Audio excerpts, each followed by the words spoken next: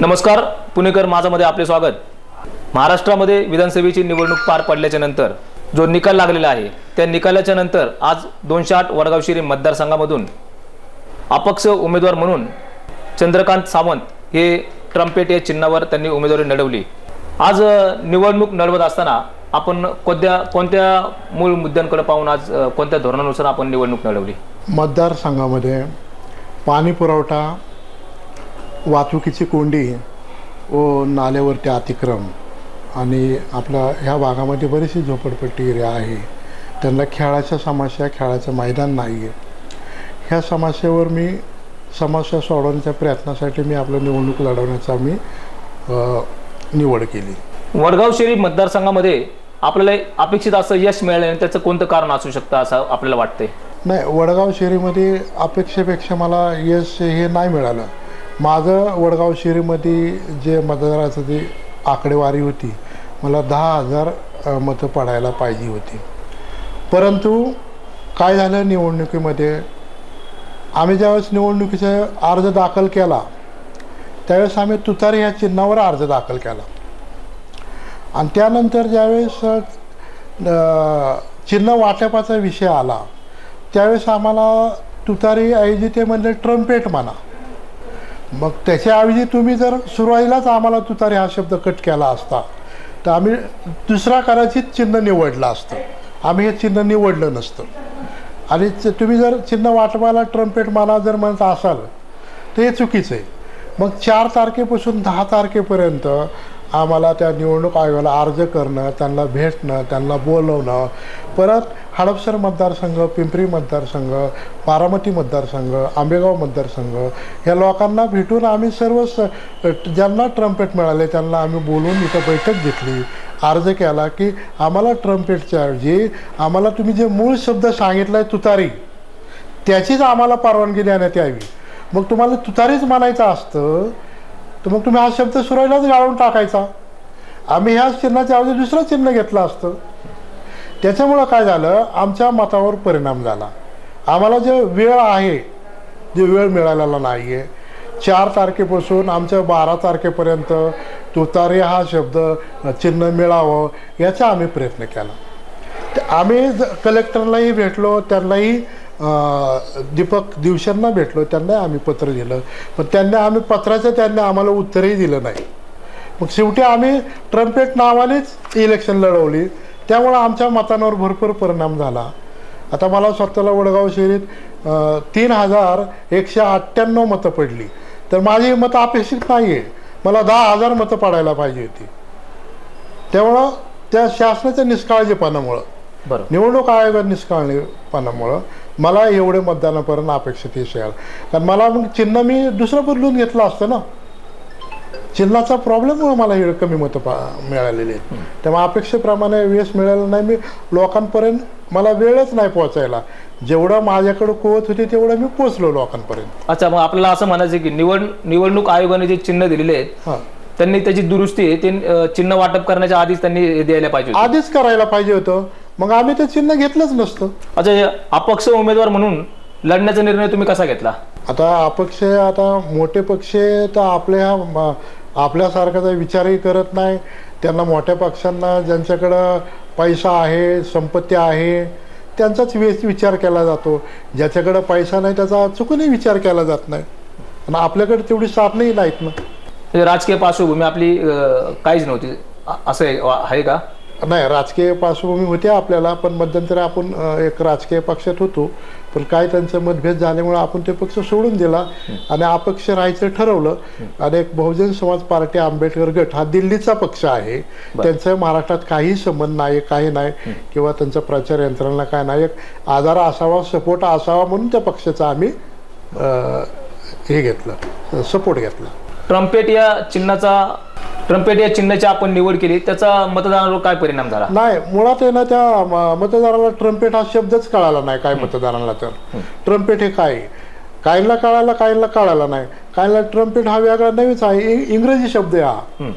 लोकांना आता तुम्ही मराठीला अभिजात दर्जा देता, मराठी म्हणता तुम्ही त्या तुतारीला ट्रम्पेट मला म्हणता, हे कितपत योग्य आहे? तुम्ही आता अभिजित दर्जा दिला आहे शासनाने मराठी भाषेला, आणि तुम्ही मराठी भाषेला तुम्ही म्हणता त्याला ट्रम्पेट म्हणा, आता हे योग्य आहे का? मग इंग्लिश शब्द हा कसा लोकांपर्यंत समजणार? लोकांना इथं किती अशिक्षित लोक आहेत, त्यांना समजत नाही हा ट्रम्पेट शब्द. त्यामुळे लोकांना समजतच नाही की ट्रम्पेट हा शब्दाचा काय ते. म्हणजे लोकांची दिशाभूल झाली. त्यामुळे माझ्या मतावर परिणाम झाला. मला जर हे शासनाने असं नसतं केलं तर मी चिन्हच बदललं असतं. चिन्हामुळे माझ्या मतावर पण परिणाम झाला. प्रचारादरम्यान लोकांकडून आपल्याला काय प्रतिक्रिया आल्या? बघा, मुळातच मी काय एवढा आर्थिक धाड नाही आहे. माझ्या कुवतीप्रमाणेच मी प्रचार केलेला आहे. मी प्रचार एकदम अल्प पैशामध्येच मी प्रचार केलेला आहे. मला संपूर्ण प्रचार 16,500च मला लागलेले आहेत. आणि मी माझ्याकडं हल्ली कसं आहे की लोकांना घेऊन प्रचार करणं म्हणजे लोकांची हजेरी देणं, लोकांना पैसे देणं हे माझं न परवडणारी बाब आहे. पण मी एकट्यानेच आपलं प्रचार केला. मला जेवढं होईल त्याप्रमाणे मी प्रचार केला आणि लोकांपर्यंत पोहोचलो. आपल्या पराभवाला प्रमुख राजकीय पक्षांच्या योजनांचा किती परिणाम झाला? नाही, आता ह्याच्यामध्ये नेमकं काय झालं, या निवडणुकीमध्ये त्यांच्याकडं साधनं भरपूर होती. एका उमेदवाराने 5-10 गाड्या लावणं, EDD, परत त्यांचे डिजिटल, हे त्यांचा एवढा मोठा प्रचार होता की त्याच्यासमोर आपण टिकणं थोडं अवघडच काम होतं. तरी पण आपण त्यांच्यासमोर टिकण्याचा आपण प्रयत्न केला. निवडणुकीत आखलेल्या रणनीतीमध्ये काय बदल केला असता तर आपण निवडून आलो असतो? की ज्यावेळेस उमेदवारी अर्ज दाखल करतो त्यावेळेस निवडणूक जे शाखा आहे प्रत्येक निवडणुकीला मर्यादा दिली जाते 40ला. पण तुम्ही मर्यादा देता तेवढी, पण त्याच्यावर तुम्ही लक्ष वेधता का, जाता का तिथं? जसा तुम्ही उमेदवार तुम्हाला लेखाजोखा करतो त्याचप्रमाणे तुम्ही वागता. प्रत्येक निवडणूक उमेदवारांचा 40 लाखाच्या पुढं खर्च होत असतो. ज्यावेळेस रॅल्या होतात, रॅलीला 1000-2000 लोक होतात, पण तुमच्या कागदावर किती लोक आहेत? कागदावर फक्त 15च लोक आहेत. 15 किंवा 20 लोकांचाच खर्च जमा केला जातो. त्यावेळेस निवडणूक शाखेचे लोक कुठं जातात? कॅमेरा जे त्यांना दिला जातो त्यांचा कॅमेरा फक्त समोरच्या 15 लोकांवरच फिरवला जातो, बाकी 2000 का फिरवला जात नाही. ज्यावेळेस उमेदवार दुसऱ्या दिवशी खर्च द्यायला येतो त्यावेळेस खर्च किती दाखवतो तिथं? फक्त तुम्ही अपाट खर्च केल्यामुळं लोकांना आशा दाखवता तुम्हाला प्रत्येक विषयाला. मग लोकांना कसं आपल्यासारख्यांवर लोक येतील. वडगाव शहरी मतदारसंघातील कोणत्या ज्या समस्या प्रमुख आहेत आणि त्या समस्या सोडवण्यासाठी आपण काय योजना आखली होती? वडगाव शहरीमध्ये वाहतुकीची कोंड्या आहे, पाणीपुरवठा आहे, परत नाल्यावरती अतिक्रम केलेला आहे, खेळाचं ग्राउंड नाही आहे. ह्या समस्यावर निवडणूक लढवण्याचा निश्चय केला. निवडणुकीनंतर आपण आपल्या राजकीय कारकिर्दीबद्दल काही विचार केलेला आहे का आपण? नाही, तसं अजून काही केलेलं नाही. जे काही आपण ठरवलेलं नाही अजून? नाही, अजून काही ठरवलं नाही. निवडणुकीमध्ये आज आपण मोठ्या उमेदवारांना टक्कर दिलेली आहे, पण अशा परिस्थितीमध्ये ज्या मतदारांनी आपल्याला आज मतदान केलेलं आहे त्या मतदारांसाठी आज आपण काय सांगाल? हा माझा एक सामान्य मी कार्यकर्ता आहे. एक मी निवडणूक लढवली. माझ्याकडं काय एवढा काय मोबलक असा पैसा नाही आहे की बरंच मी करू शकतो, परंतु तेवढं मी सामान्य लोकांपुढे जाण्याचा प्रयत्न केला, मतं मिळवण्याचा प्रयत्न केला. त्यांनी मला भरपूर यश दिलेलं आहे, त्यात मी ठीक आहे. परंतु माझ्याकडं मोबलक वाहतूक म्हणा आर्थिक यावर नसल्यामुळं मी इथपर्यंतच पोचलो. माझा अवघ्या इलेक्शनमध्ये एक 16,000 ते 17,000 रुपयेच खर्च झालेला आहे. त्याच्या पलीकडं माझ्याकडं काही पैसे नव्हते. कदाचित माझ्याकडे जर पैसे असते तर मी त्यांच्या शर्यतीत उतरलो असतो, परंतु मला इथपर्यंतच थांबावं लागलं. पण ठीक आहे, यापुढेही माझे प्रयत्न राहतील. यापुढेही मी निवडून येण्याचा प्रयत्न करीत राहील. भविष्यात पुन्हा निवडणूक लढवण्याचा आपण विचार केलेला आहे का आणि पुढे कोणत्या मुद्द्यांना घेऊन आपण निवडणूक लढवाल? मी निवडणूक लढवणार अजून पुढं. मी प्रयत्न करणार, जे पाठबळ आहे ते मिळवण्याचा प्रयत्न करणार मी आणि मजबूत तयारी करणार मी आणि तयारी करून मी जे आता जे कमी आहे ते कमीचे भर करून मी पुढं इलेक्शन लढवेन. आज आपण महाराष्ट्रामध्ये ज्या निवडणुका बघितल्या त्या निवडणुकीमध्ये बरेच आपण घराणेशाही पाहिलेली आहे. कुठेतरी घराणेशाही बाजूला ठेवून सर्वसामान्य आणि गरीब कुटुंबातले जे युवा वर्ग आहेत त्यांना सुद्धा संधी मिळणं अपेक्षित आहे असं आपल्याला वाटतं का? हल्ली काय होतं, निवडणूक म्हणजे हा एक ट्रेंडच झालेला आहे की ज्याच्याकडं पैसा आहे, ज्याच्याकडं मुबलक पैसा आहे त्याला उमेदवारी दिली जाते.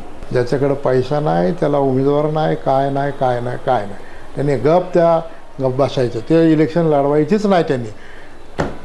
ज्याच्याकडं भरपूर पैसा आहे, आता तुम्ही बघताय निवडणुकीमध्ये की पैशाचा वापर कसा झालेला आहे. बरोबर, की मतदार कशा पद्धतीने विकत घेतले जातात ते या निवडणुकीत तुम्ही पाहिले. परंतु जे सामान्य नागरिक आहे त्यांना हे नको आहे, सगळं ह्या गोष्टी नको आहेत. पण आता हे लादल्या जातात गोष्टी. आता मी तर 1 बाय 1च लोकांना भेटलो. मी काय लोकांना पण बरोबर नाही घेतलं किंवा मी एक रिक्षाही लावली नाही किंवा पत्रकही थोडे चिन्हाचे छापले. याच्या व्यतिरिक्त मी काय 1 बाय 1 भेटूनच लोकांना कन्व्हिन्सिंग केलं. मग कदाचित माझ्याकडं अजून वेळ असता, थोडं मोबलिक साधनं असते तर मी भेटलो असतो सगळ्याला. म्हणून मला 10,000चा टप्पा गाठता नाही आला, नाहीतर मी 10,000चा टप्पा पूर्ण गाठला असता. आपण बघतो ह्या वडगाव शिरी मतदारसंघामध्ये आमदार एकच निवडून येतो, पण त्या जागी उमेदवारांची संख्या 16 होती. त्यामध्ये अपक्ष उमेदवार बरेच होते. पण काही प्रस्थापित उमेदवारांना असं वाटतं की अपक्ष उमेदवार बसल्यामुळं माझे मतं तू खाल्ले, तुझे मतं मी खाल्ले, असं त्यांनी ठपका ठेवलेला दिसतोय आपल्याला. प्रस्थापित उमेदवाराला वाटतं की आम्ही एवढा खर्च करतो म्हणजे लोक आम्हालाच मतं देतील असं प्रश्न वाटतं. पण तसं नाही. लोकांकडनं 100मध्ये 1-2% चुका होऊ शकतात, पण सगळ्यात चुका होऊ शकत नाही. ही जी मतं आहेत ती कामाची मतं आहेत. कुठले काय मतदारावर कोणाचा शिक्का नसतो, ही माझीच मतं आहेत, हे मलाच पाडणार आहेत, हे चुकीचं व्हावे. उलटं जे गरीब खालचा उमेदवार त्याची मतं खेचली जातात, त्याच्या मतांना खेचली जातात, त्यांच्या मताला काय त्यांना आशा दाखवून किंवा काय हे करून खेचले जातात. तेव्हा एखादा अपक्ष उमेदवार मोठ्यांची मतं नाही खेचू शकत. असं काही नाही की ही मतं माझीच आहेत आणि ही माझी पाडणारी यांना पडली. पेपरवाल्यांना पेपरच्या बातम्यात पण हे चुकीचं दाखवतात की ह्यांची मतं ह्यांनी खाल्ली. हे कसं काय झालं? अरे लोकांना डोळे आहेत, ते चित्र बघतात, ज्यांना वाचते ते वाचतात, नंतर मत देतात. ते आंधळेपणा कशा मत देणार? हे का एखाद्या 100मधला 1-2 आंधळा असू शकतो, पण सगळेच नाही ना. निवडणुकीमध्ये ज्या लोकांनी आज आपल्याला सहकार्य केलेले, आज आपल्याला 3,000 मतं दिलेले आहेत, 3,000च्या पुढे आज आपल्याला मतदान केलेले आहे लोकांनी, जे तुमच्या मित्रमंडळींनी किंवा जो तुम्हाला मानणारा वर्ग आहे, जे तुमचं ज्यांनी काम पाहिलेलं आहे, जे तुमच्यावर विश्वास ठेवतात, त्यांना वाटतं की तुमच्यासारखा माणूस विधानसभेमध्ये गेला पाहिजे. त्या लोकांसाठी काय सांगाल तुम्ही? मुळातच मी गेले ना 20-25 वर्षापासून येरवडा भागात ह्या भागात मी काम करतो. माझं जवळजवळ सगळ्यांची संपर्क चांगला आहे. आणि मला काही त्यांच्याकडं लोक घेऊन जाऊन त्यांना हात जोडण्यात काय पॉईंट नाही. मी एकटा गेलो तरी पण ते ठीक आहे. एवढ्या वर्ष मी काम करतो. आता काहींना वाटतं की ह्याची मतं घेतली, त्याची मतं घेतली. अरे पण मी जे काम करतो त्याच्याकडे कुणी पाहिलं आहे का? मी तळागाळात फिरतो, लोकांकडे भेटी घेतो, त्यांच्या काही अडचणीला मी काम करतो. हे कुणी पाहिलं आहे का? का मतांवर ह्या लोकांनी काही शिक्के मारलेत काय प्रमुख उमेदवारांच्या? का आम्हाला मतं देऊ शकत नाही का? का आम्ही काय त्यांना आर्थिक बाजूवर मतदान होतं का? तुमच्या कामावर सुद्धा मतदान होतं ना. यापुढेही मी इलेक्शन लढवत राहील. लोकांनी मला मतदान केलं, मी त्यांचं आभारी आहे. त्यांच्या कुठल्याही समस्याला मी उभा राहील. वडगाव शिरी मतदारसंघातील अपक्ष उमेदवार बहुजन समाज पार्टी आंबेडकर गट दिल्ली या पक्षाच्या वतीने त्यांनी निवडणूक लढवली आणि त्यांना जे मतदान झालेले आहे त्यांनी त्या मतदारांचे आभार मानलेले आहेत. तसेच निवडणूक आयोगाने ज्यावेळेस चिन्ह देतील त्यावेळेस त्यांनी दुरुस्ती करून द्यावे, कारण नंतर आज त्यांनी सांगितले की 4 तारखेपासून जे 10 तारखेपर्यंतचा जो वेळ होता तो त्यांचा विनाकारण वेळ वाया गेलेला आहे. अशा दुरुस्ती निवडणूक आयोगाकडनं करणं गरजेचं आहे. ज्यांनी चंद्रकांत सावंत यांना मतदान केले त्या सर्व नागरिकांचे आभार मानलेले आहेत. कॅमेरामॅन यशवंत, मी संतोष शिंदे, पुणेकर माझा न्यूज.